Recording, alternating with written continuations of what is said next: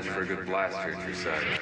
Welcome to Hokey Religion, the Star Wars podcast. This episode, writers fired, Mandalorian Directors, and other stuff that we'll talk about. This is Tyler. This is Michael. Welcome to episode 82. 82. It is late by a day, and you'll deal with it. Hey, me too. Oh, no! Uh-oh. Oh, we're having a baby. And that baby is this show. Welcome to the podcast, Tyler. If this show was a baby, DCF would have taken over a long time ago. Neglect. Yep, that's exactly it. The one charge. Oh. You neglected this baby to death. Great. All right, Well, let's get into it. sorry that We've it's got late, but Star Wars to talk things about. happen. Yep. Star Wars happened. There's been actually a lot of Star Wars things happening in the middle of a not time where you would think there would be Star Wars happening. Time. A not time, yeah. The middle of the not times. This episode brought to you by Moonshine. Good luck for the next hour. Not time moonshine. So, first off, My microphone's I know messed up. Resistance has aired. I know neither of us. I know this also. I know neither of us have watched it. Nope.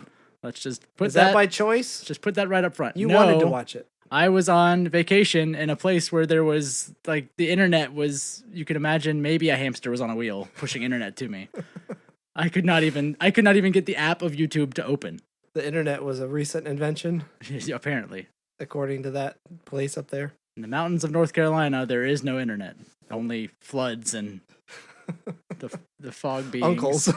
Yeah. Yeah, so I could not watch it up there because I could That is barely the check land my of email. That is the land of uncles, isn't it? Think of the one place you'd think an uncle would be. It's North Carolina, West Virginia and North Carolina are the two places that come to mind. where your uncle is your dad.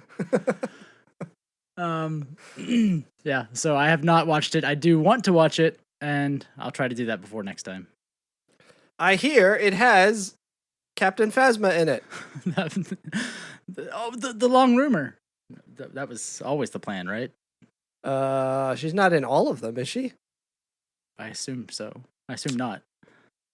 I actually haven't even like read anything about after it aired, if anyone enjoyed it or thought it was bad, or I've not even gone that far. I'd rather just watch it clean. Who's Jaeger?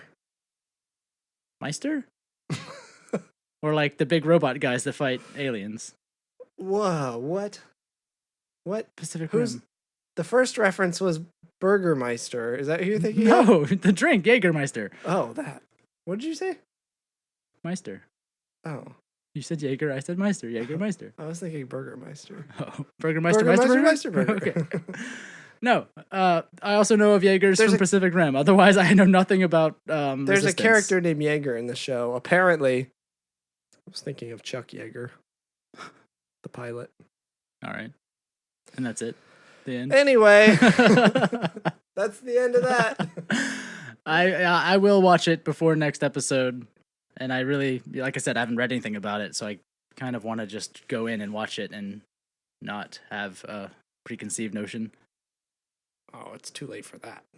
Well, It's bad. It looks bad. It looks like how does it, just from one trailer, no. There's been a couple trailers by now, hasn't there? but just from trailers where they just like, it's not a complete story or paced at all. It's just like, here's the thing, quip, quip, quip, here's the thing. But that's all these shows now. Every show is like that. We can hope that not. We can hope that not, but probably yes. That's a T-shirt. Just because it's from Disney and it's a cartoon? Or because it's a cartoon No, that's it on doesn't television? have anything about that. It's just it's a Dave Filoni show. It's a Star Wars animated show that has come out after Clone Wars. That's the rule But now. that was his too. But that Clone Wars was Filoni's as well. So I don't know. It doesn't look good. I'll watch. you need to watch it. Reserve your opinions until you watch it. And then you can hate it once you see the one episode and there's like 20 farts or whatever they do. That's just the opening. Is that The opening minute. 1, 2, There's a countdown. 3, 4, Why? 5? Why is this happening? counting to 20 like that takes a really long time. It's gonna be more than a minute. All right, well, there's that show that happened, It did. which we haven't seen. Yep. What else have we not done? We have not finished the books. Oh, you finished Thrawn Alliances. I did finish Thrawn Alliances, and it was fantastic. Okay. It was very, very, very good, and because I hadn't gotten to this point, so I didn't talk about it too much before because I was hoping at some point you'd read it, but that's never gonna happen. I don't know why, because it's a Thrawn book. Those are the ones you're supposed to read. Why would you think that would never happen? Because you read Last Shot before a Thrawn book. What is wrong with you? You were reading the Thrawn book. I was reading Last Shot. I was trying to do things in parallel. And I didn't even finish Last Shot. Great. I did start Which, by the way, to set the record straight, I do love reading. Thank you very much. It is time that I don't have. I like reading. And I did get about like halfway through Last Shot as well, in my land of no internet where nothing was there to distract me. Halfway through? All I could do was read. Yeah. What do you think so far? I like it. It's good. Like you mentioned, the writing is, I mean, following up a Timothy Zahn book with that. Yeah, I don't think the writing is on the same level because I think Zahn is a very good author. Seems like young adult kind of a book, right? A little bit above that. I do enjoy it. I just think some of the medium adult, a medium-sized adult, a teenage book. Adult. Sure. I liked it. I liked what I've read so far. But now that I'm back where there's internet, I'll probably never read it again. Never ever. No, but in the Thrawn book, since one day you'll read it, but I've talked to you about this already. How the whole, there's the two stories. The one where there's Thrawn and Anakin in the before times, and there's Thrawn and Vader now. Right. Going on their mission to Batuu is where it starts because the Emperor senses something out there. And you're exploring their backstory as they're getting into trouble and stuff. So you're learning how Thrawn and Anakin met each other during the Clone Wars time period, and now how Thrawn and Vader together in the Empire period. They run into each other because Anakin's trying to save Padme because she went off on some mission to find her friend, and they end up finding this Serenian, I guess droid facility. Serenians, Dooku is a Serenian.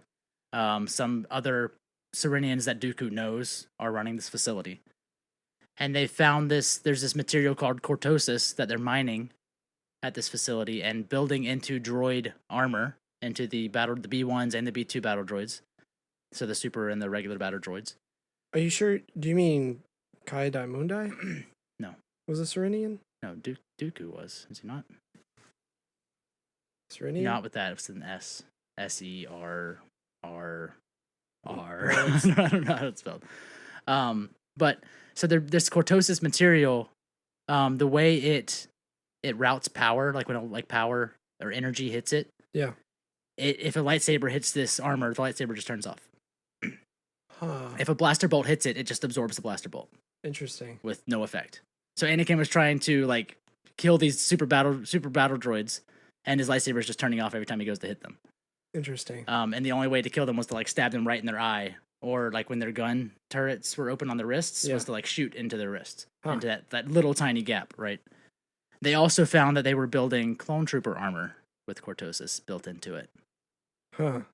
For Order 66, I assume, right? Yeah. Right. So they shut that down. So that in that backstory, they destroyed the area building clone trooper armor because they're trying to infiltrate to do whatever. Thinking Dooku and the Separatists are doing this, right? And in the battle droid facility, they left running but they had R2 change the way the cortosis was being routed in the things to make it not work. Okay. And then Anakin then decided he wanted to destroy the cortosis mine, which was basically the lifeblood of this city that was taken over by the Separatists. But that's all their jobs. Most of these people in this area, they're it's this mining town. It's not very fancy people. Yeah. That's what they did before they were taken over. That was their job. That's what they do. Mm-hmm. And he decides he's going to destroy the mine. He sets explosives, destroys the mine, and not thinking about the cortosis routing power, it forced the explosion down into the crust, and lava started shooting out of the ground, and he basically killed this planet and the people on it. Jeez. Yeah. So Wow. that was a whole thing. Padme and Thrawn were trying to stop him, and he wouldn't listen to him, and he did it anyways. Wow.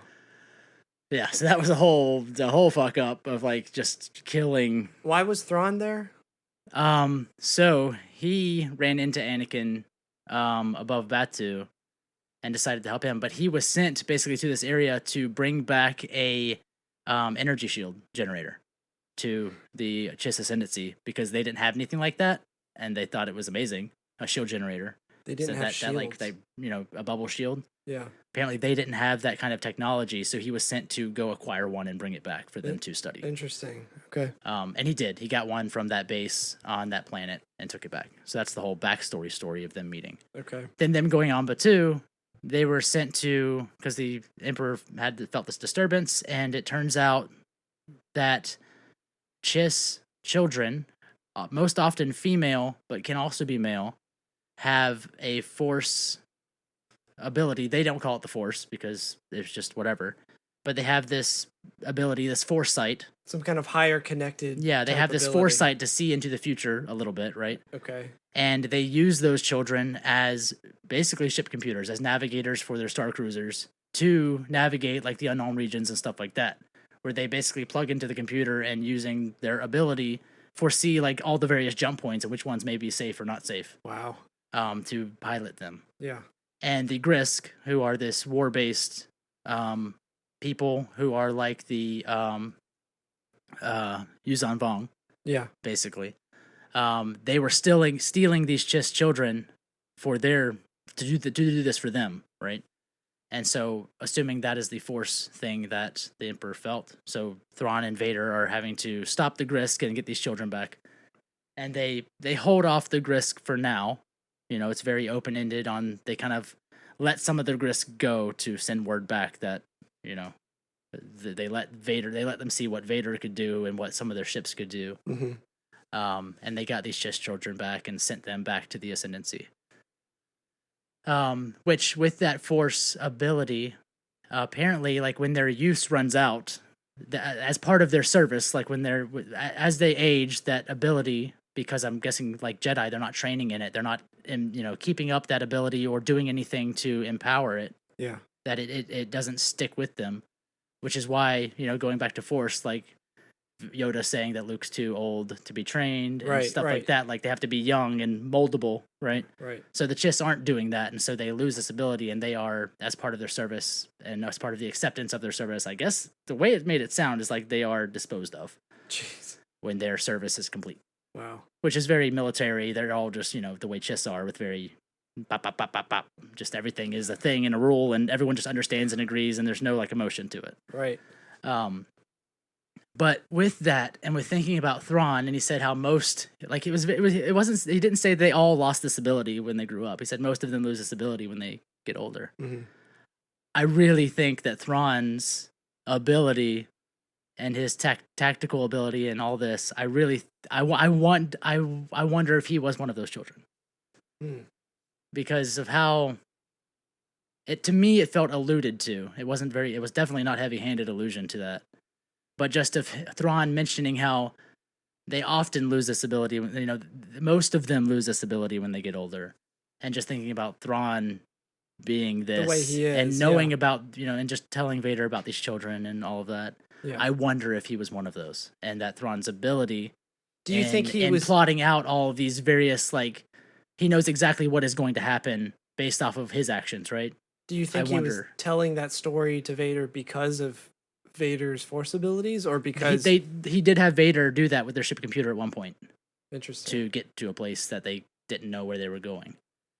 So Vader did that, and apparently it was almost wiped him out. But since he has a helmet on, he held his composure, and it was very strenuous on him to do that. Interesting.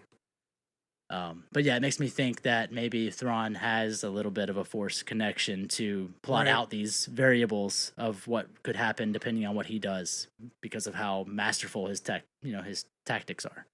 And from what I was reading, it looks like the Grisk are planning an invasion of the galaxy. Yeah, it seems like they are. And so the way it is found out that as they're fighting the Grisk, a Chiss ship escapes from one of the Grisk ships. So either there is some part of the ascendancy working with the Grisk, basically accepting that they've been defeated and trying to maintain some sort of life or some sort of existence of the Chiss. Yeah. Or they've already started taking over the ascendancy. Like whether it's a civil war or something has already happened to the ascendancy, Thrawn doesn't know yet.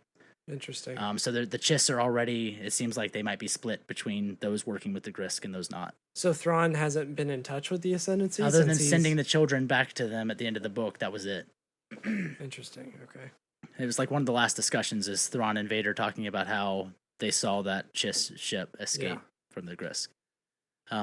So that was the coming threat that the Emperor felt? I think so. I think that's what it is. And with the Force children. Interesting. So there's a lot of variables at the end of the book of like the Chiss. We don't know what their standing is right now. The Grisk and their warships are pretty good. But their downfall was, Thrawn figuring out battle tactics of like anyone he runs into by looking at a painting. He figured out how like they attack the closest enemy. So he would throw to some fighters at him, but use the better fighters from the back to attack. Okay. So they would always go for the ones that were closer while the other ones were attacking them. Right. And Thrawn has these things called TIE Defenders, which are his design and of his makeup. They have a small energy shield on them. Really? They have boosted thrusters, and they are more powerful than regular TIEs. And so, like the 501st, is with Vader and all that. And they're like, these defenders can't be anything. They're they're bigger. They've got to be clunky. They can't maneuver very well. What's the point? And like they're amazing. Vader flies one and like it's like even it describes Vader like if he wasn't Vader, he doesn't know how he would be able to like deal with the ship as of how fast it was and maneuverable as it was. So Thrawn has come up with this TIE Defender that he's trying to get the Emperor to make more of. And at the end, Vader's like, I will speak to the Emperor about this as well because I think these are, interesting, very good ships. That's a cool pull from the EU. Yeah. Has that been in any other? Not that I know of. It was just mentioned that like those defenders only exist on Thrawn's ship, on Thrawn's Star Destroyer. Okay. Like he has a small fleet of them. Mm-hmm. But anyways, they do the whole thing with the Chiss children, and at one point, so there's this whole like internal thing. Between chapters, it flips back and forth from Thrawn's perspective and Vader or Anakin's perspective. Mm-hmm. Or well, the previous one was Padme's perspective mostly, some from Anakin. The now perspective was either Thrawn or Vader chapters. With you could tell who was in. Okay. Whose internal monologue was part of that. Yeah. Thrawn's internal monologue is always in italics in the books. Okay. But Vader's always wondering if Thrawn knows that he is Anakin because, they went to Batuu before together as Vader and Anakin, or as Anakin and Thrawn, right? And had this whole mission, and they were back on Batuu as Vader and Thrawn, and he's always wondering, and Thrawn's always saying stuff about how, well, last time we were here or whatever, he's like, I was never here, and Thrawn's like, oh, my apology, last time I was here. And so he's like, he keeps saying this stuff like that. And at one point, Thrawn very pointedly says something at the end of the book to Vader. And like the next line was just like, he knows. Thrawn gives like one of their last discussions. And he very pointedly says, like when we did this was, this and this and this. Yeah. And so he's like very pointedly says something to him. Like it wasn't a offhanded comment like the other ones had been. He very pointedly said something to him. And it said he knows. And he was like, and he replies like I was never a part of that or whatever, and Thrawn's like, oh, my apologies. And so like they're at this standoff of Vader knows he knows and he knows now, and so he knows that is Anakin, which he always had suspicion. It's just like Tarkin has, right? But now they both know that they know, but they won't talk about it, which is pretty funny. So Thrawn could use that information to manipulate possibly Vader. But it's also this thing of Vader feels threatened by Thrawn because of how close he is with the Emperor, because of the knowledge he has of the unknown regions and stuff like that. But by the end of it, Vader has accepted that Thrawn isn't vindictive or isn't out to get anyone. He's not that type of person like most of the Empire is. and how when he like tells Vader to do something, it's not because he's trying to get power over him, it's because he thinks it's what needs to happen. Right. So there's this like acceptance of each other through the story too, which is cool, and them working together, and Vader figuring out how Thrawn isn't trying to usurp him and get closer to the Emperor; it's just trying to help the Empire, basically. Yeah.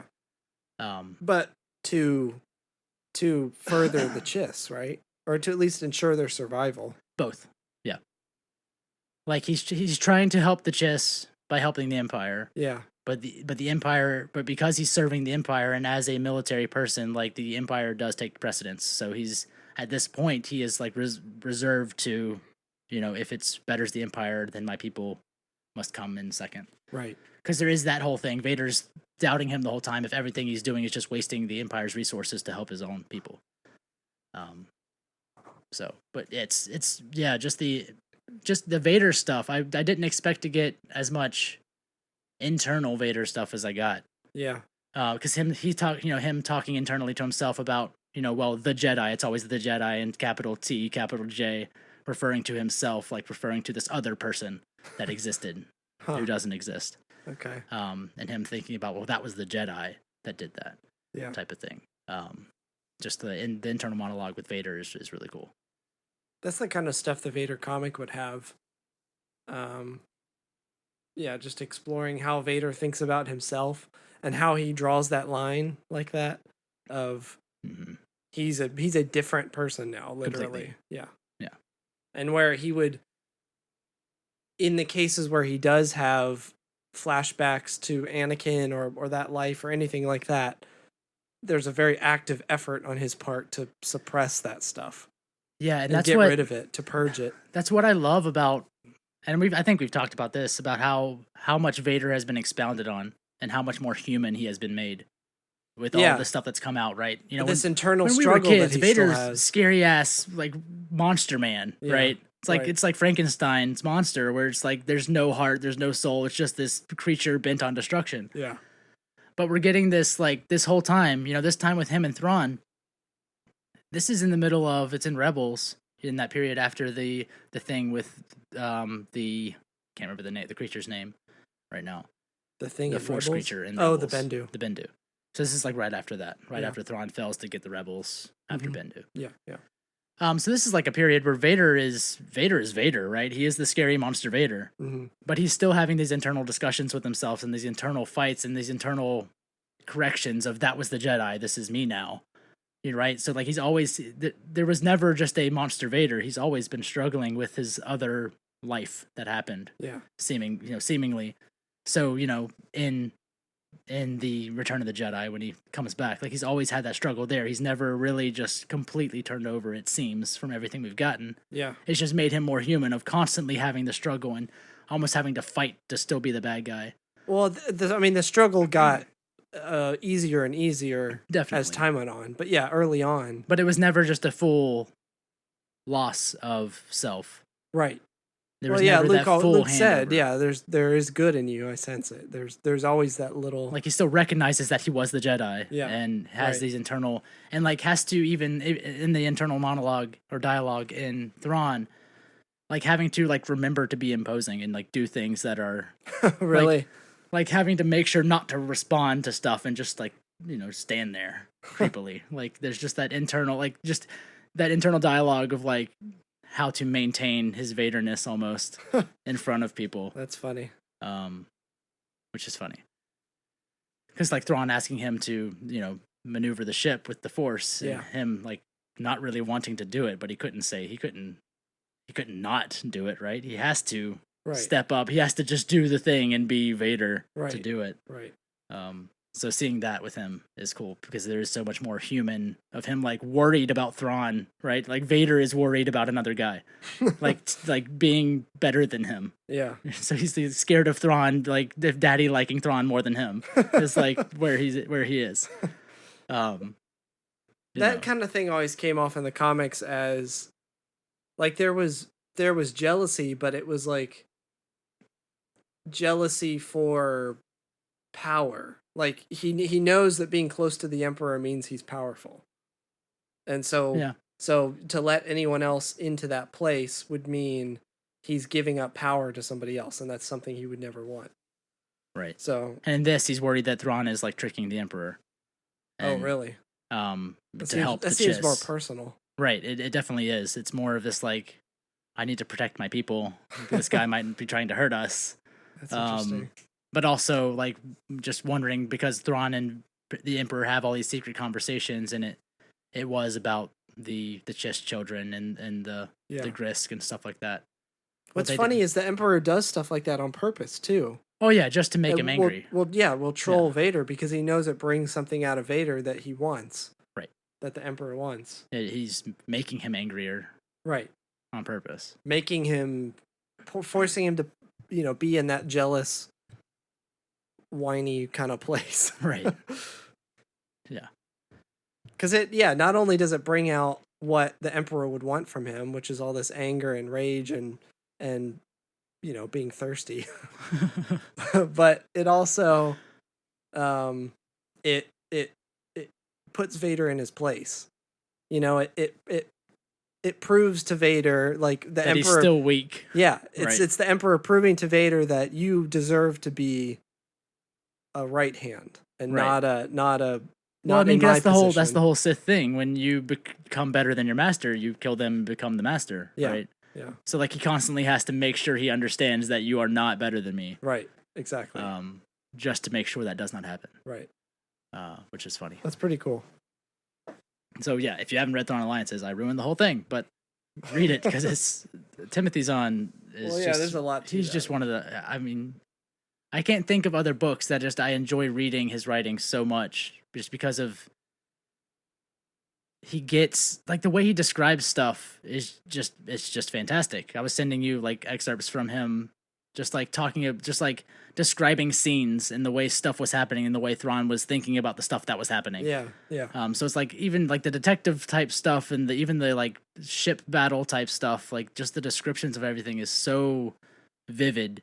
I love it. For Star Wars, I can't think of many or any other writers that do that as well as him. Yeah. So. Yeah, it's a book I'll definitely be reading. Speaking of writers in Star Wars, another series that I have not read but want to. Which one? That one? There's a Thrawn one? Aftermath, I'm talking about. Oh yeah. Speaking of writers, speaking of writers in Star Wars, Chuck Wendig wrote some fantastic Star Wars books. We'll see if that ever happens again. This is one of the dumbest things This was announced. Ever. So his new comic series with Marvel was announced last week. Like last weekend. Yeah. Or the weekend before. Well, didn't we get a preview at some convention of... Because this was part of that like Halloween type series that they were going to do, that Marvel was going to do, right? With Star Wars. There was Tales of Vader's Castle. That's a different thing. I know it's a different thing, but... This one was just announced like a week and a half ago at most. But it's also kind of Halloween sort of related. It's like kind of like pulpy sort of stories. Yeah, they were each like there's going to be 5 issues and they're almost all like standalone little stories. Like it was called Vader related. Shadows of Vader or Shadows something of like Vader, that. Right.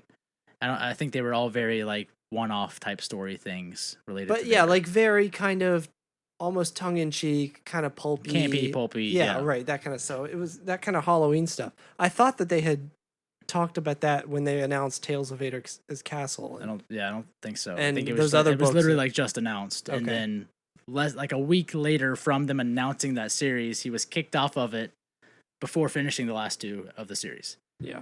So he's not doing 4 and 5. He did 1, 2, and 3 already. And those are going to be released? So, as far as I'm aware, yeah. So Chuck Wendig was just up randomly out of nowhere, called up by his editor at Marvel saying that he was out from the last 2 issues of Shadows of Vader and an as of yet unannounced Marvel book, comic book of some sort. He was let go from Marvel basically because of what Chuck would say his lack of civility. So Chuck is very boisterous online about his political views and about the world and stuff that's happening, which I think everyone should be, right? Yeah. Because we live in a shithole right now, where the shit's spewing and some people are just gobbling it up. Picture that for a while. It's great. So everyone. Oh, this is so good. Right, yeah. There's a minority of people that are the loudest that are just yelling how good the shit is. So Chuck is very boisterous about that kind of stuff, and even with his Aftermath series having a gay character in it. Yeah. Of course, that just drew shitbirds to his yard. I don't understand why that. Why would you put gay people in space? Put dogs and monkeys up there, but not gay people. Like, they belong on the ground. I don't even know if they want that much. They were born there. They might as well stay there. You really think those kind of people think gays are born, Michael? That's true. They probably think they hatched out of a... They're turned into gays by the water and frogs. By the water in frogs. You know when you grab a frog and he doesn't want to be held and it squirts out that water stream? Yeah. It's that water. It's that the gay turns juice. people gay. Yeah. Got it. It's the that's gay what they juice. think. You ever notice the rainbow that comes out of the frog's ass? You ever squeezed the frog so hard a rainbow came out? That's where gays come from, according to these people. No, but so he already had this just, this sludge of people that hate him already and are very boisterous about disliking him and his works, and him also getting into politics just brings a hateful people forward with their voices yelling about other hateful stuff. So basically Marvel said he was let go due to the controversy surrounding him, like just the people that are shitty because of him, and see that are not his fault. It's not his fault at all, right? Like you can freedom of speech, damn it. Like he can say whatever the hell he wants online, but because other people are shitty and reply to that, they said they don't want him a part of them anymore because that it brings a bad people, against their business. I don't understand too why. I don't know. Why was this taken so seriously? Like, I mean, there was barely any time between when he was tweeting all this stuff and he always tweets that kind of stuff. I mean, it's pretty often. But they were referring to a specific thing. I think a specific thing that happened recently that got a little more notice on shitty websites and places that are already just holes of shit. That's my point, is there's not enough time. How could there have been such a reaction to justify... And like Chuck says, if you look up his blog, he wrote a whole post on it and talking about it because he doesn't understand it either. About how like they knew beforehand, before asking him to do a book, that that's who he was and that's what he has done, and there was no surprise here, right? Right. He also mentions there were 2 issues left. Like they fired me in the middle of this, and it is now this big deal. And fans of him and fans of Star Wars and fans of a bigger life being better than shit are very angry. And he's like, why didn't they just let me finish the series and just not hire me for another thing? Yeah. And no one would have ever known. There would never have been this explosion. He's like, I don't understand why they would have ever done that, but this is what they did. Right. And it doesn't even make sense to him. It's like, even for business reasons, why not just let me finish this and be like, all right, bye. Yeah. And there never be this big explosion of people being like, what the hell, Marvel? So you are supporting the shitbags and letting the bigotry and hate win instead of just not even talking about it. I mean, what's your goal here? If the goal was to avoid controversy, they don't want failed. Shitty people to not buy their merchandise, I guess. That's my point. There can't be that many people, really, in the grand scheme of things, compared to everyone else that is a fan of his work and is going to buy this stuff. There can't be that many people that are stirring this up. It's got to be just a handful of people. It's also just loud assholes. Well, yeah. Who are still going to buy comic books if they want to buy. Imagine how loud everyone was about The Last Jedi being the worst movie that's ever been made in the history of everything. It's that damn Nike thing all over again. They're going to buy the comic books and then do whatever. The Last Jedi was the worst movie that has ever been written to film, and then it was the most selling Blu-ray of the year, right? Yeah. It was still sold, and there were still people that love it and buy it, and it outsold everything else that was printed onto discs for Blu-ray that year, which is insane because that's crazy.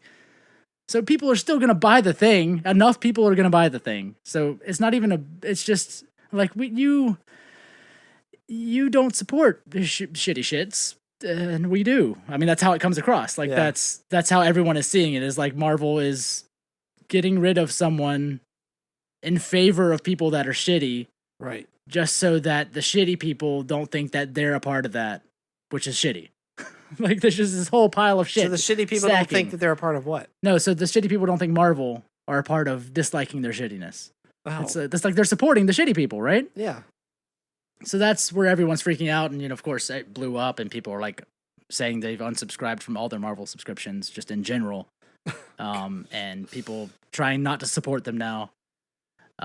What's funny is... Which sucks, because I want to read Chuck's comic that comes out, but then you're supporting Marvel, right? Yeah. What's funny is with the whole James Gunn thing, it's even the actors... Similar to that. Even the actors got on board and signed this petition saying, please hire this guy back. He's the only reason these movies are good. And his stuff was based off of political tweets as well, were they not? Well, no, his thing was different. He made a bad joke, basically. A joke that was in poor taste several years ago on Twitter. And somebody, the same kind of shitty, dumb people, resurfaced that joke and took it out of context. And blew it up and made it seem bigger than it was by just being a bunch of loud people. Like, so this, I mean, that wasn't even... James even said himself that joke was in poor taste. Obviously, I didn't mean literally the things that I said. And even in that sense, like the thing with Chuck is completely different. No, that's what I was going to say. Chuck hasn't even done anything in poor taste. That's what I was going to say. Well, I mean, he's vulgar. It depends on your point of view. And he's vulgar about politics, but like everyone has their own political view, and you don't have to agree with anyone else's politics. That is a completely personal thing. Each of us should be allowed to scream about how we feel about politics, whether they're shitty or not, to each other. Right, and he never made any sort of suggestion that was Marvel's views on anything, or like tried to tie any of that back to Marvel. Exactly.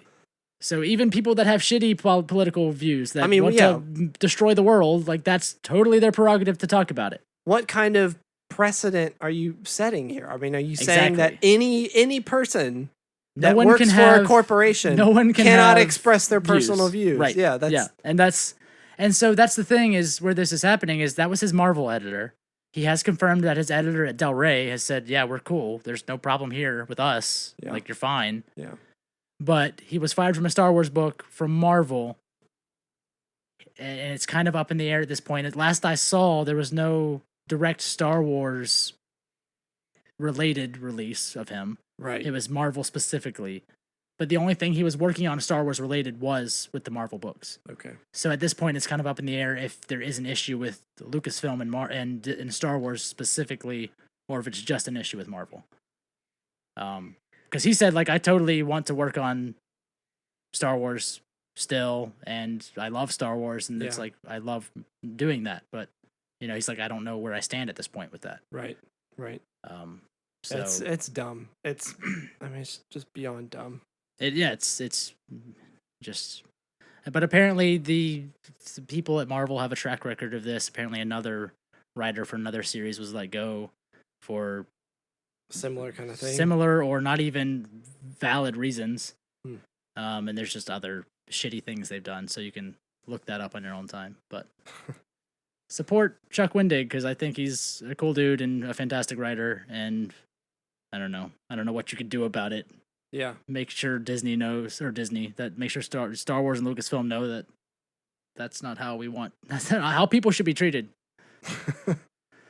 I don't know. It's stupid. It doesn't make any sense. So hopefully we see him make something else Star Wars related. Speaking of things that are Star Wars related. Like everything on this podcast. Let's go over The Mandalorian real quick. There's been several episode 9 rumors. We'll get to that in a little bit. Let's do this real quick. So, The Mandalorian. It's a TV show. It's a TV show. Mandalorian. Got it. That. Check. We did not talk about last episode, right? I don't think. I think it came out in between. The title? I think we talked about the title. Did we? It's a show called The Mandalorian. There's a Mandalorian with the helmet that looks like Boba Fett's, and he's got a rifle, and he looks all Western. There. Did it. There, done. Conversation over. So, several things about it. First of all, the director list. The directors of all 8 well, there's 10. Aren't there 10? Were there going to be 10 episodes? Yeah, that's what I thought. So we have a list of 8 at least. By the way, they also, I don't know if they directly release the budget for this or not, but it's $100 million budget For 10 episodes. for the entire Basically series for 10 $10 million episodes. per episode. That is insane. That's a lot of money. I mean, that's good. Well, but yes, yeah. It's not going to be this is going to be like HBO quality and I mean, stuff. I mean, and stuff like set pictures and like all the stuff like have been coming out. So there's been pictures of the sets and the pictures of people in stormtrooper costumes, and there's even been an alien creature. Alien. An alien, you say? Yes, like somebody in costume as an alien, like on set. It's some creature I don't think we've seen before. So it looks like from all the stuff that has been like leaked out from photos, like it looks like like they're making a movie. Yeah. Right. With full city set with what kind of looks like Tatooine, city, or sand area place. I don't know the whole Sand idea. Area 4. The whole idea of like a Star Wars Western with a Mandalorian sounds fantastic. Yeah. That's a thing that is not Force related or Skywalker related. That just sounds great. Yeah. To have like a spaghetti Western in, type thing in the Shattered Empire era as well, with the Yeah. stormtroopers still around, maybe still holding their ground to a planet specifically, and like maybe this one guy is trying to fight back, right? I don't know, the lone gunman trying to I doubt protect his people, or I don't know what's happening. Fend for himself in this new, or maybe this new world, right? But yeah, so the director list was released. We've got some really great names, and one really bad name. Starting off with the best, with Michael's favorite, Taika Waititi. That's my favorite. Is that I don't? Are you talking literally my favorite, or are you being sarcastic? No. Yes. Oh, Dave Filoni's directing 2 episodes, and Michael's not happy. I don't want You this. just don't like Filoni anymore. No, just because he made Rebels. I don't like this. You assume he can't do anything good ever again because Rebels existed. He did 4 seasons of Rebels. How could you come back from that? I mean, I've never seen him do anything live action either, but he's also not the showrunner on this either. So He's directing. So He's we'll just see. directing. I don't know. Maybe Ezra will come back. Oh, what if jump through a time portal and What if Ezra is the Mandalorian? oh no. Anyway, so yeah, Taika Waititi is directing an episode. The guy from Thor Ragnarok, for those who don't know. And many other things. Well, Thank you very much. Of course. Doing lots of other great things. Deborah Chow, who's directed Jessica Jones. She's directed a Better Call Saul episode. She has like 1 or 2 like TV episodes on like all these like big TV shows. Mr. Robot, Man in the High Tower, all these excellent shows. She's directing 2 episodes.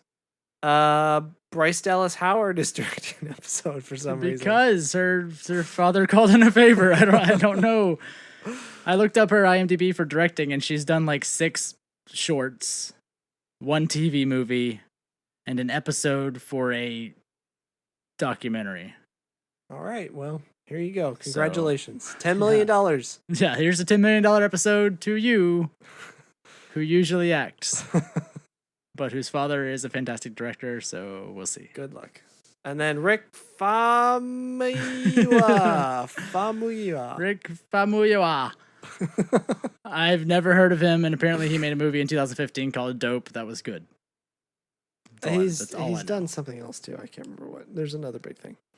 But anyway, he's directing 2 episodes. So yeah, all the directors for at least 8 episodes. That's the list I found was just for 8 episodes, so I don't know what's going on with 9 and 10. There's a rumor that Werner Herzog is going to be in Werner this. Herzog.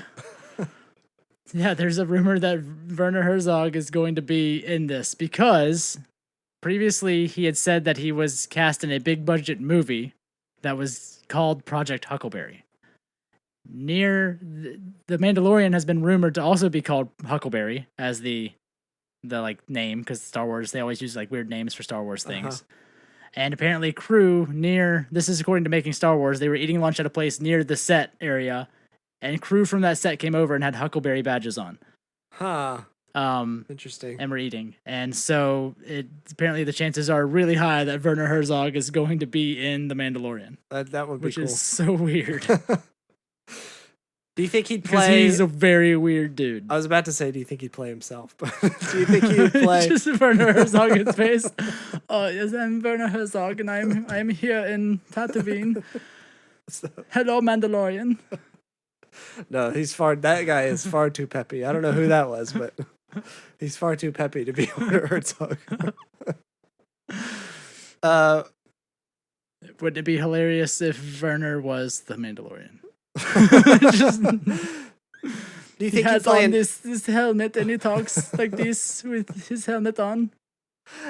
you're like Just the Mandalorian that sounds like that. You're like Mike Myers' character on the German character on SNL. Well, you can't do a Werner Herzog without it being like blown up to extreme proportions. There's no Do you way. think he would play an alien, or do you think he would play a human as himself? I don't know. There's no way he would be An alien? a character alien creature, right? Really? I don't know. How could you have Werner Herzog in a thing and not just to have that voice as a human being weird? The only in thing you'd be person? able to think of is this is Werner Herzog. Well, that is true. But it would I also don't be know. super weird to have any alien sound like Werner Herzog. Yeah. Well, that's what I mean. If he was an alien, that's all you'd be able to think of. If you could actually see his face, it would be a little better.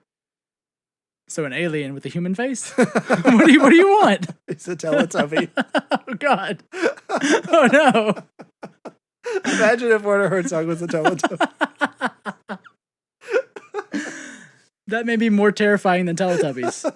So bleak. Just this He's sad, like a gray Teletubby. With the same just old this face. grayscale Teletubby. It's just not happy about the sun His TV, being a baby. His and TV is grayscale. whenever they run to do an activity, he just like slowly walks behind them, all sad. Oh God! Life is futile. Why bother with anything? Hello, baby son. Thank you for shining down your hot rays, burning me. All will die eventually. We will all burn. We will all burn, and the earth will become a cold, rotten ash. Now I need a Werner Herzog Teletubby. It is rumored, or there has been rumors as well, that Bryce Dallas Howard and Taika Waititi are going to play characters in the show as well. Interesting. Which I wonder if that was be like fine. a contract thing where, like, if you want me to act in this show, then I have to direct an episode. Well, I can understand letting Taika direct an episode because he's a director of fantastic films. Yeah. I don't know what's going on with Bryce. Like I love Bryce Dallas Howard. I don't want to sound like I hate her or anything. I totally love her, but she's not really directed much, so it's very weird to me to give her like a $10 million episode. Yeah. Well, $100 million budget TV show and let her direct an episode when she hasn't really done that much. Unless it was just like unless like you're saying, like she's going to be in it and was like, can I do one? Yeah. But Imagine- I love her completely. I just don't understand why she would be directing an episode of such a high budget Yeah. television show that Disney's been very worried about directors of things, with film troubles. Imagine if Danny DeVito came in to direct an episode of Game of Thrones. That's what this is like. That would be the one episode I would watch. Oh my gosh, he's got 23 director credits. I'm sure he Danny does. DeVito. That's a weird thing to call out since the Game He of Thrones. directed Death to Smoochie? Since the Game of Thrones guys did an episode of Sunny. Did he really? The Game of Thrones guys? I didn't know that. They did the Flowers for Charlie. The episode where Charlie was all smart, like Flowers for Algernon. Really? Yeah. Oh wow, I didn't know that. They wrote that episode. Danny DeVito directed Death to Smoochie. Weird. He directed Matilda. A children's film? Yeah. What else? Hoffa. That sounds familiar. Weird. 90s movie with Jack Nicholson. Yeah, And Danny DeVito was in it. that is weird. Weird. Death to Smoochie was a Robin Williams movie. Yep. Oh no, wait, Yeah. that's not Robin Williams. Oh yeah, it is. Yeah, it was. He was Yeah. Smoochy. And Edward Norton. Yeah. Edward Norton was Smoochie. You sure? Smoochie the Rhino, yeah. Oh no, Robin Williams was the other one. Yeah. Well, Strange. then Maybe it's Danny DeVito will direct episode 9 and 10. maybe. We can only hope. Two things we want in life. A Werner Herzog Teletubby and Danny DeVito to direct The Mandalorian. How damaged are we that those are the things we want? Those are the two things we want in life. Oh, and Favreau shared a picture of the ice cream maker, made famous by Wilro Hood. Instagramming. So yeah, the ice cream maker that Wilro's is skeptic. Wilro Hood is escape. What are you trying to when say? he's escaping Cloud City from the Empire, he's running down the hallway holding his ice cream maker. And there was a prop photo from Favreau showing the ice cream maker, which is it's not really. I don't know. I guess it's a deep pull. That's a pretty deep pull. I mean, I didn't know about that until just a few years ago. Oh, that was there's this man escaping from a space station. Yeah. The only thing he's running with is ice cream. whatever. It was supposed to be some kind of space article, space barrel, right? But it is 100% the ice cream maker my parents owned when I was 5. Yeah, that was painted and weathered. It looked like a salad spinner. Did you ever order one of those plastic salad spinners that had the slits in the sides? Yeah, and you have to spin the top, and then it gets out of control and wobbles off the counter. Right, and your salad's everywhere. Yeah, yeah. So he posted a picture of that, which is fun. But he did post a picture of the rifle, which looks like the one that's on the Mandalorian's back. Which is like this pronged. It has like this pronged end on it, which apparently is the rifle that Boba Fett had in the animated portion of the holiday special. Which was one of the first appearances of Boba Fett, if I remember correctly. It was the first. It was the first. So it's the rifle that Boba Fett. It's basically the rifle that Boba Fett had in that, which I think is a really cool pull.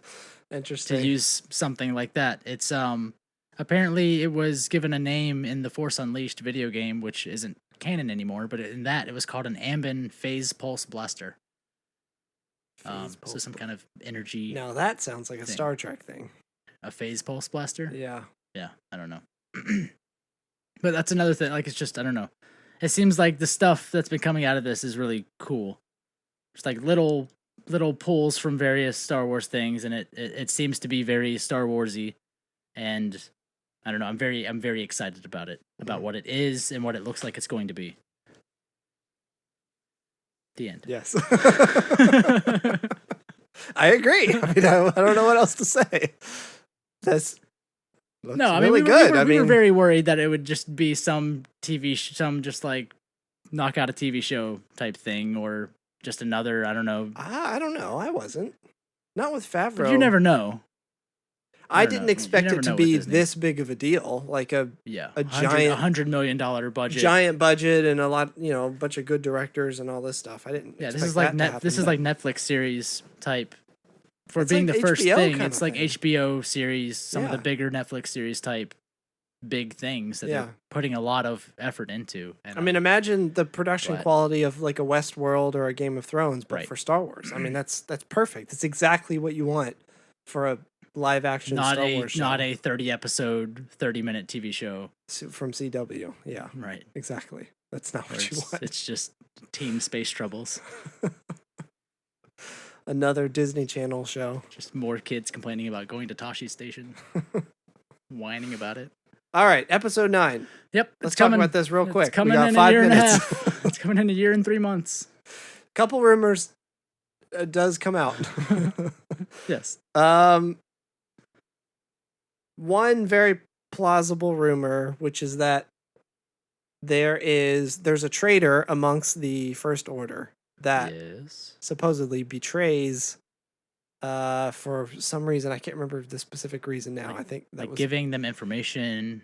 Betrays the First Order to the Resistance and leaks a bunch of information to them. And the way the rumor sounded was almost like who was it? In Rebels, I mean, they had. Oh boy! Here we go. They had Ahsoka giving them information, like as a secret entity. Oh yeah, right? Project Diamondback. Project Dagum. And what was your code name? Tango Lord. Yes. Flibberty Gibbet. The Gray Teletubby. I cannot remember what was it? I can't remember. It's something with. I knew it one time. I could have swore something with a diamond. The forked cactus. I don't know. But like I would from the rumor, it kind of sounded like that, like someone giving them information, but maybe them not even being aware of who it was. Yeah. Right. Well, I don't know if this was part of the rumor or not, but the way they were talking about it made it sound like it was Hux. Yeah. That. So maybe Is he's leaking this information. he's so butthurt about Kylo Ren. I think this is the most plausible Yeah. theory I've heard for episode 9 so far. Right. He's so butthurt about Kylo Ren that Yeah. he's leaking information to try to bring him down. Right. We were talking earlier that it's some kind of, he's just trying to get some sort of power back, to be in some sort of control. He's totally, the worm. Yeah. He's the groveling, he's worm tongue, right? Yeah, like- basically. He's this just little asshole that's like Fulcrum. scared of fulcrum. He's Not- like scared of everyone, and It has 2 syllables like diamond. I was close. forked cactus. Is forked 2? That's 1 syllable. Forked. Is that 2 syllables? That's 2. If you said forked, Forked. sure. Forked The is one. forked cactus. Cactus is 2. Now for cacti, there we go. Forked cacti, 2 syllables. Okay. Anyways, so Hux is very much that like groveling worm of just like sidling up beside whoever is in power, and then when someone else stronger comes along, he just leaks the information to try to But I think get on their side the too. thing about Hux and Kylo is Hux wanted to be the right hand of Snoke. And But Kylo was always in the way. But Snoke let him do his thing. Well, yeah, Snoke kind of humored him a little bit. Yeah, he even said that And now Kylo, to that effect to Kylo. and we've talked about this before, Kylo is most likely just abusing the power of the First Order to not do what Hux had set out to do and to make a better tomorrow, even though it's not better, but that's his view of making a better government and structure for the galaxy. Right. Whereas Kylo is just hell-bent on His is more, his thing. like a personal vendetta against Right. things instead of an ideology. And so now he's kind of forcing Hux and the First Order to do that because Right. he's in charge. He's the Right. new supreme leader.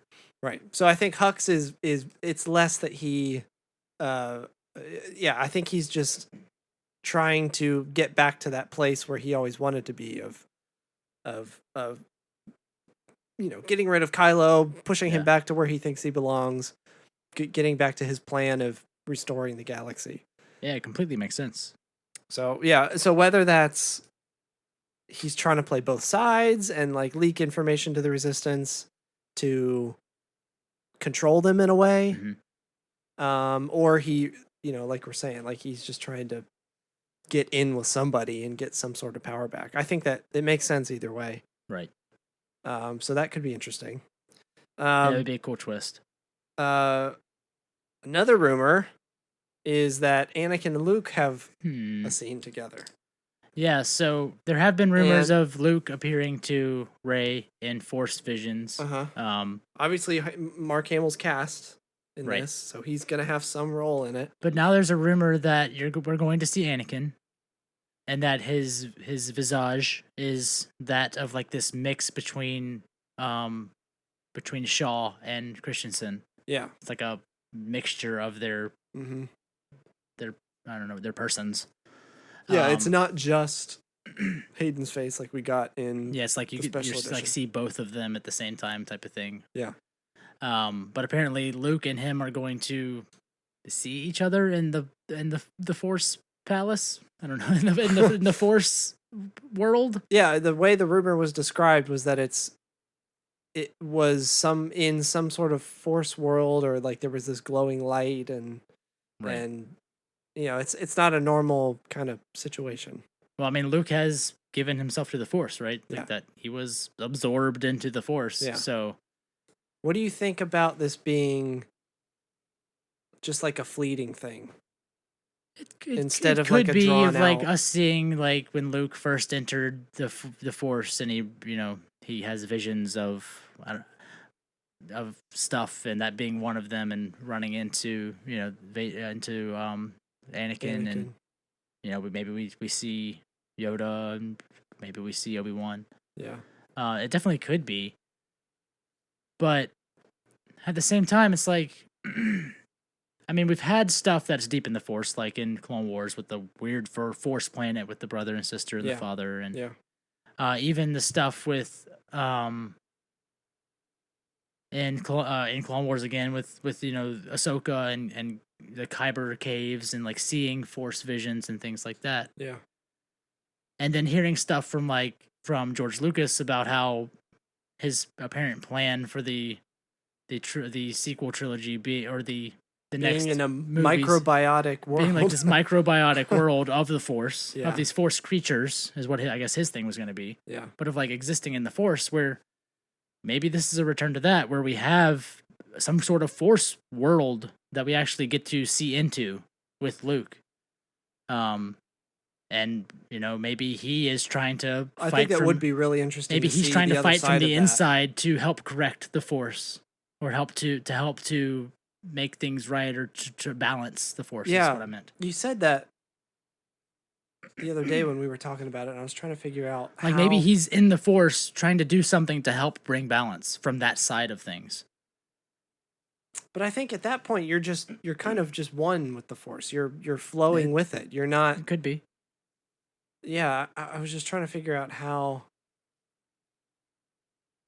I like the idea of them showing us Exploring that that side. internal Yeah. of the Force. But Yeah. I mean, we have stuff like with Yoda and with Qui-Gon in Clone Wars and stuff like that, with them like very purposefully trying to do stuff to help.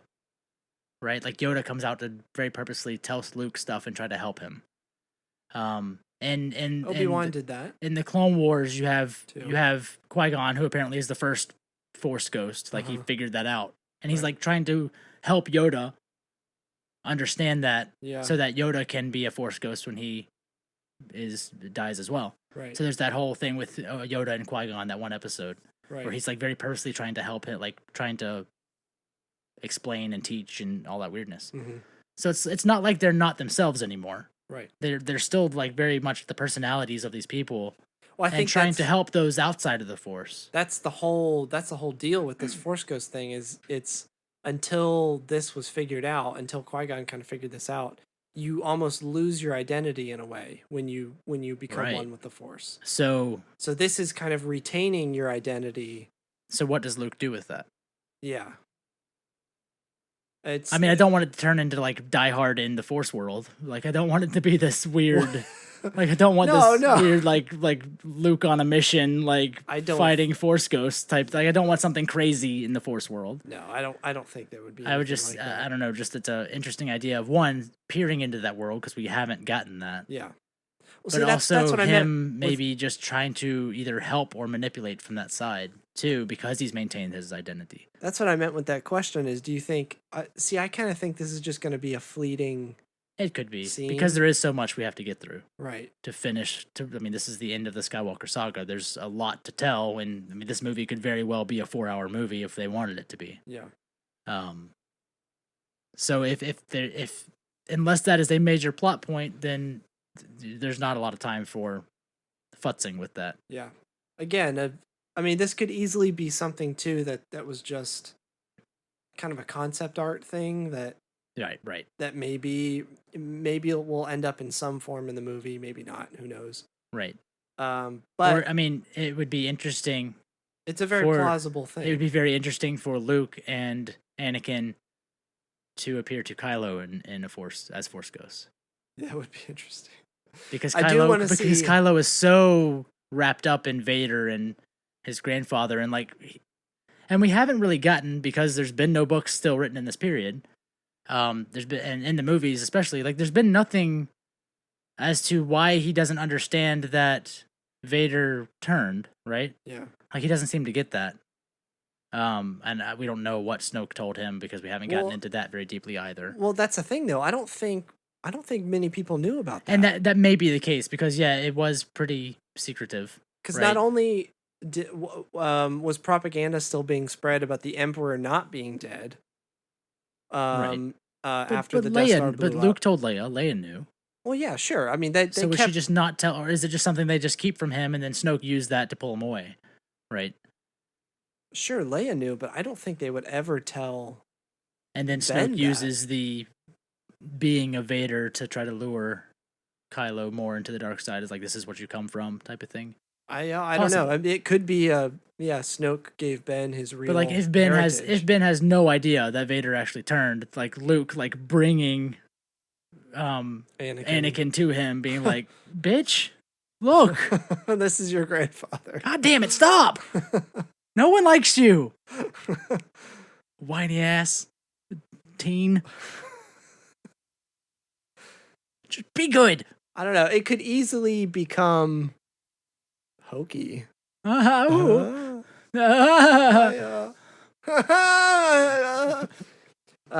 It could easily become kind of cheap, Right. It could. this kind of thing. So yeah, I think they're going to be pretty careful because of about how Luke has just like prodded at Kylo with the last thing he did to Kylo, right? I really want to see that kind of stuff again. Like, because he prodded at Kylo just to push his buttons almost at the end of The Last Jedi. I could totally see him appearing to Kylo with like Anakin being just like, "Stop it! Go away!" I'm trying to sleep. This is my shower. This is my space. Uncle, go away. This is a different movie. Uncle, don't touch me in the shower. Oh, you're so wispy. You're so white. So that I would think that's like, it could just be them saying like, oh, Luke sees Anakin, or it could just be something totally different where like Anakin and they interact, and Anakin and Luke are together doing something else, like appearing to someone. Yeah. It may not be this confrontation that this rumor seemed to almost make it out to be. Yeah. Which it wouldn't be a confrontation. They're both good now, and they're in the Force, and it would really be a confrontation. It's interesting. I hope getting to peer into that side would be neat, but yeah, I don't think we need to necessarily dwell on it. Yeah. I don't know. I'm excited to see how that is used. Because you could make it very I cheap. totally think there's going to be a Luke's point of view kind of thing. I would think after he has left and become one with the Force, there's got to be some kind of thing there that we explore. And then to have Anakin and, like you're saying, some of the other Jedi there, I'm sure makes sense. Yeah. So, yeah. But like you said, if they dwell on it, it could definitely be cheap very quick. Yeah, it become really just stupid pretty easily. It's like in horror movies where, you are teasing this other side, and then suddenly you're like in it for a long time, and it's like, all right, this is really dumb. Mm-hmm. Like not The Conjuring. What was that movie with the demon thing where the end they went into the demon's world, nothing was scary anymore because they totally blew their load of suspense and things being scary. I don't know what you're talking about. It was around the time. It's one of those movies that they made 6 of for no reason, but I can't remember now. What? Hellraiser? No. They went to hell. No. In Hellraiser 2. Not that one. I don't know. Give me a minute and I'll find it because I have it somewhere. Hellraiser 2 is scary as balls. I have never seen a Hellraiser movie. That's unacceptable. I understand that, and I would agree. I just have not gotten around to it. All right, well, this was one of the episodes. That's just how we end. So what did we learn today? We learned Werner Herzog needs to be a Teletubby. We learned... Gosh, forget what the so second thing creepy. was. Insidious. The first Insidious movie. Did I see that? I don't know if I saw know. it. Did we watch I don't that? know your life? No, I watched it with your brother. How Pretty long sure. ago was that movie? I don't know. Yeah. Anyways. What was the third thing we learned? I forget the second thing. Werner Herzog as a Teletubby. Yeah. What was the second one? I don't know. That's what I'm asking Why'd you. you ask me what the third one was then? Because I can't remember that one either. Jeez.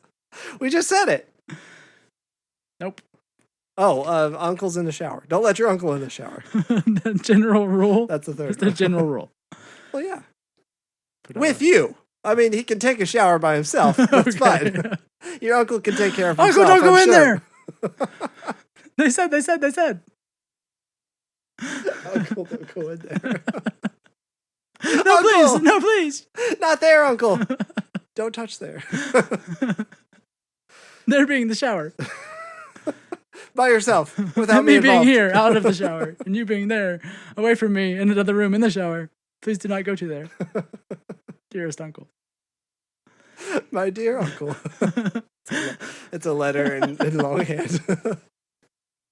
My dearest uncle, with candlelight. I write to you on this glorious day of shower It slowly usage. zooms out. The kid's sitting on the toilet writing this note, and the uncle's in the shower, and he just hands it to him. Oh God! Who are you? It is I, Uncle. He runs away. I don't have a nephew.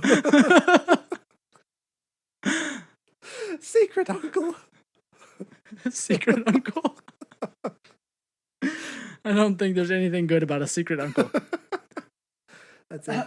That's a lie that uncle is telling you, and you need to speak to an adult. That's the episode title. Secret uncle. Yeah. Yeah, it is. Definitely. All right. Well, if That's enough of that you one. enjoy this podcast, please go on to the iTunes places and leave reviews with an assorted amount of stars and your feelings about it. Like 2 + 3 stars seems to be a good amount to me. 1 + 4. You know, feel There are free many to use ways to any do of it. those mathematic equations in your choice of stars. There are many ways to do it. 5 + 0. That's another one. 6 minus 1? 6. I'd like to give 6 stars, but -1 for. Minus 1 for there not being a 6th star.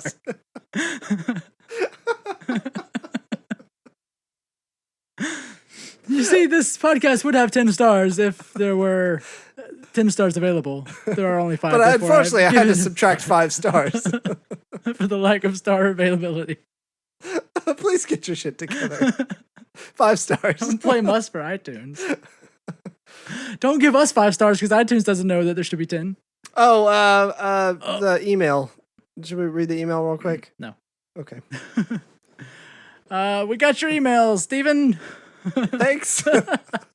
We Yes. considered sending back a canned response. I said, thanks, I'll check it out. Stephen Gower, a fantastic listener and person that actually speaks to us on various outlets. Which you all should be doing, you by the should. way.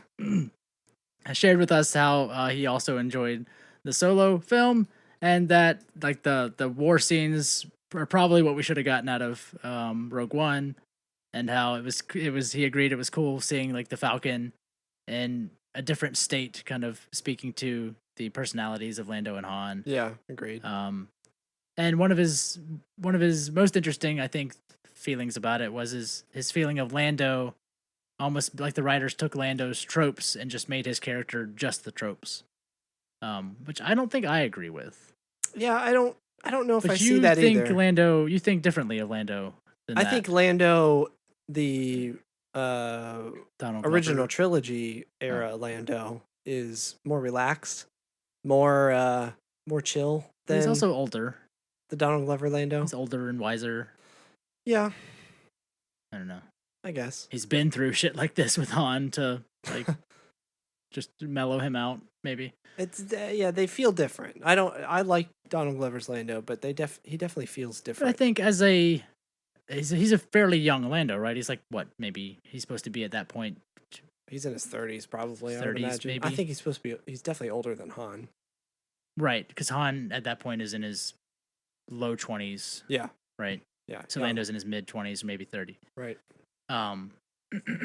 But even as being a younger person, like him being younger at that point, just like the things you like are like amped to 11, where you are the things that you like capes and being fancy and all that. So it's just like he's at that period in his life where things are still kind of like almost amped too much, uncomfortably so. I guess so. You know, when you're a teen and you color your hair black and everything is metal and dark, as was us. Like where things are just amped uncomfortably to this level of like, all right, chill out, dude. Just calm down. Just calm down. we get it. I think that's that's how I felt of like, all right, he's younger and everything's like a little too much because he doesn't understand yet. Well, I that think he needs that's to chill kind of out. what Steven is saying is that this guy wears a fancy cape and he likes clothes. Let's make sure he likes clothes Maybe. a whole lot in this movie. Make sure he's not naked in this one. I will This say one likes though, clothes. speaking to that and speaking to the Falcon thing, Last Shot covers a lot of that. Yeah.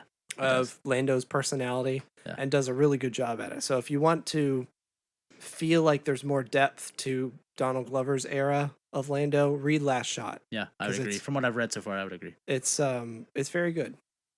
Yep. Most of So it. thank you, Stephen. Please, If the you would rest like of to you. send us one of those emails of things that you want to say, you can send that to asklobot@hokireligion.com. You can also find us on Twitter at hoki_religion. You can find us on Facebook, but no one talks to us there because Facebook is falling apart. Thank goodness.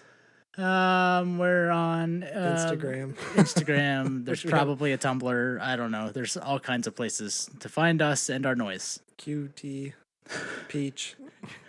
Do any of those still exist? What was the blogging one? Pear. Hmm? There was a pear at one point. It was What was the writing one? Blogger?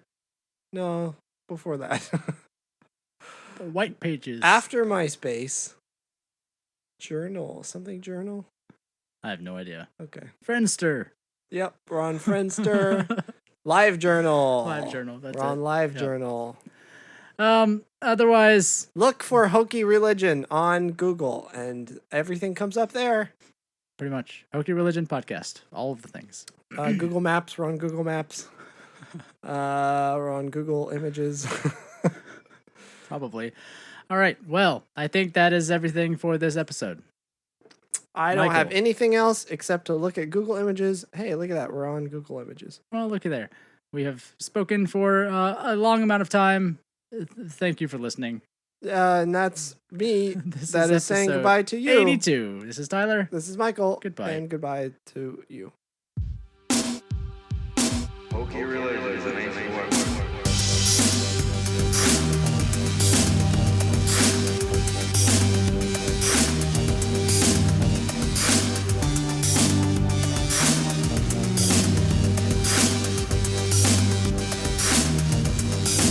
Hoki religion is an ancient weapon, so no match for a good blaster at your side. See